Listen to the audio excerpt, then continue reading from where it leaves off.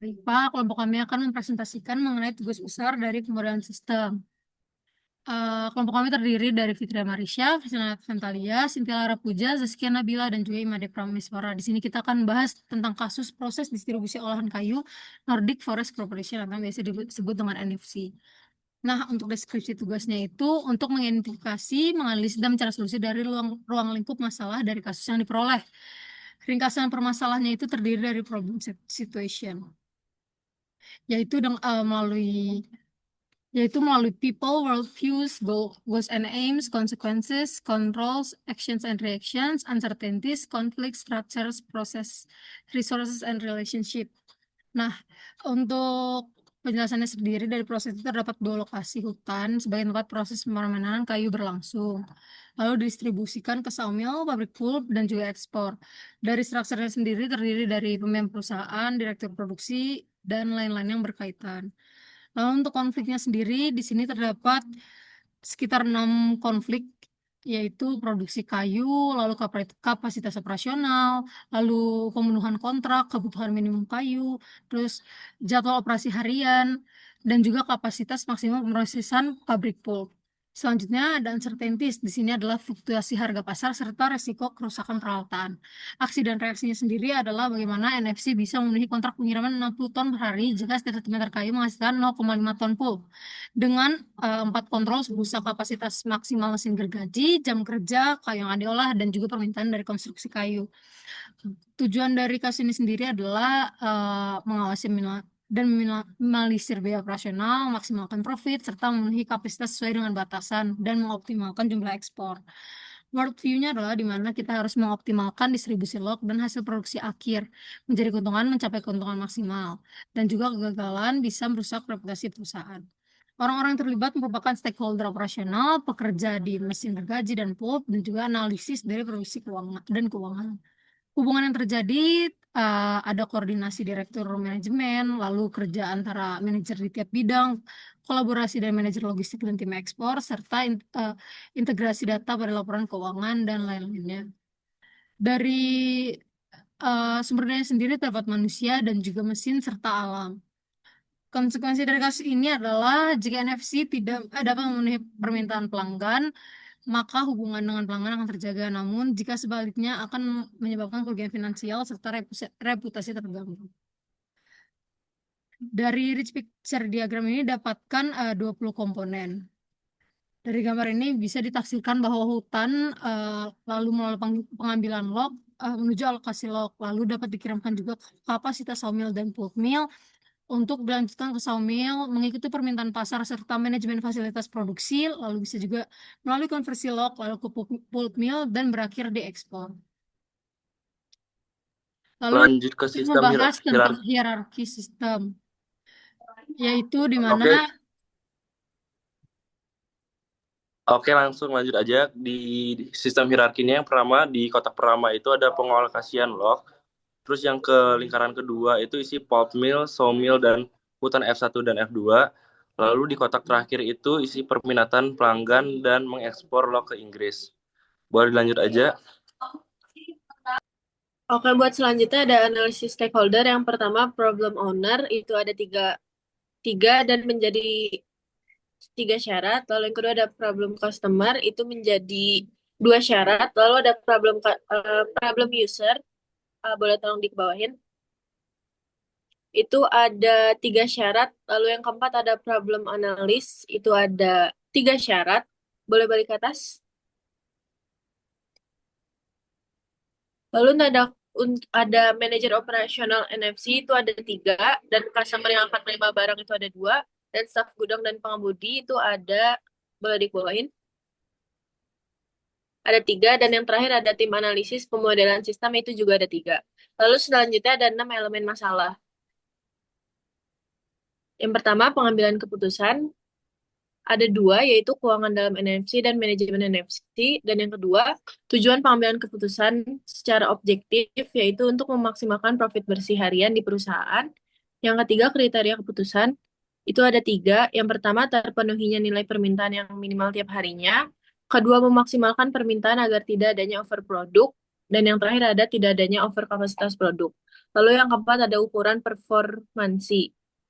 Yang pertama, permintaan yang terpenuhi. Yang kedua, profit yang didapatkan bersih setiap harinya. Yang ketiga, pemanfaatan kapasitas dimaksimalkan. Lalu yang kelima, input kendali alternatif jalur aksi. Yang pertama, jumlah tenaga kerja. Yang kedua, pengalokasian log untuk pekerjaan sawmill dan pulp mill. Dan yang terakhir ada konteks. Untuk memaksimalkan pendapatan harian dari NFC tersebut, perusahaan dapat melakukan distribusi secara maksimal dan optimal dengan mengetahui operasi harian yang terbaik dalam pengalokasian kayu. Baik, selanjutnya saya akan menjelaskan tentang influence diagram yang telah dibuat. Yang pertama, di sini ada simbol-simbolnya dulu. Untuk persegi panjang itu adalah control input. Untuk bentuk awan itu ada uncontrollable input data, constraints, dan lain-lain. Selanjutnya ada lingkaran, itu untuk sistem variable, dan oval untuk output. Untuk kontrol output sendiri, itu ada tenaga kerja, alokasi kayu dari hutan ke sawmill, jumlah kayu yang dikerjakan oleh pulp mill. Selanjutnya untuk awan, komponennya ada demand dari pelanggan, ada kapasitas pengerjaan dengan sawmill yaitu 6 jam per hari, dan ada kapasitas pulp mill di 160 meter kubik per hari. Selanjutnya, untuk variable system itu ada alokasi tenaga kerja untuk proses produksi agar dapat memenuhi demand. Dan yang kedua, jumlah produk kayu yang dialokasikan dari sawmill, pulp mill, dan ekspor. Selanjutnya ada output yang berbentuk oval, yaitu hasil yang maksimal dengan net profit terpenuhi, total pendapatan terpenuhi, serta jumlah produk yang sesuai demand.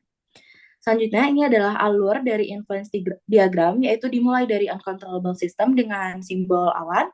Selanjutnya, ada simbol persegi panjang dengan control system. Lalu ada variable system dengan bentuk lingkaran dan output dengan bentuk oval. Oke, di sini ada model matematis, itu ada kamu simbolnya. Yang pertama itu ada TC atau total cost, yang kedua ada total jam kerja, yang ketiga ada T itu waktu produksi 1 unit, dan keempat ada H itu jam kerja per orang, P jumlah unit produksi, L untuk jumlah tenaga kerja, CP itu untuk biaya produksi per unit, ada CL biaya untuk tenaga kerja per jam, dan D itu permintaan, dan 10 itu M itu kapasitas maksimum dari mesin itu tersebut. Terus untuk rincian model matematisnya, yang pertama itu produksi maksimum berdasarkan tenaga kerja dan mesin, yaitu P sama dengan minimal W per T, M.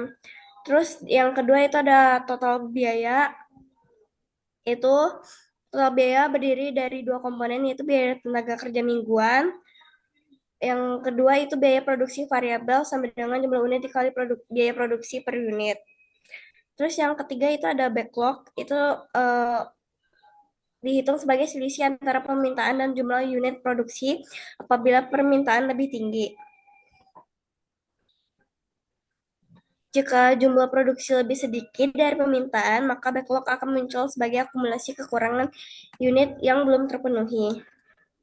Terus di sini untuk solusinya yaitu yang pertama menentukan keputusan X11 sama dengan volume log dari F1 ke sawmill, X12 sama dengan volume log dari F1 untuk ekspor, X13 volume log dari F1 ke pulp, X21 itu untuk volume log dari F2 ke sawmill, terus ada X22 itu volume log dari F2 untuk ekspor, X23 volume log dari F2 ke pulp.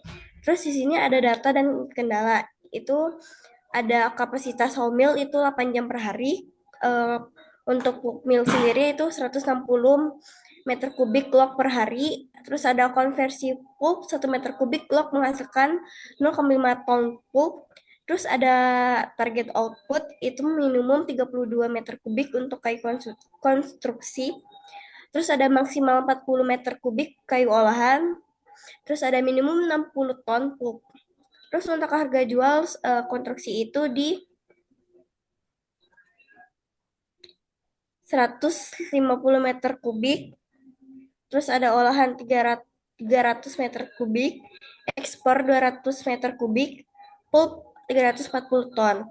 Terus untuk biaya produksi itu di sawmill itu di 6.000 per hari, terus pulp mill itu 12.000 per hari. Untuk biaya overheadnya sendiri itu 5.000 per hari. Biaya proses per meter kubik itu sama dengan ton, konstruksi 15, olahan 25, pulp itu 20.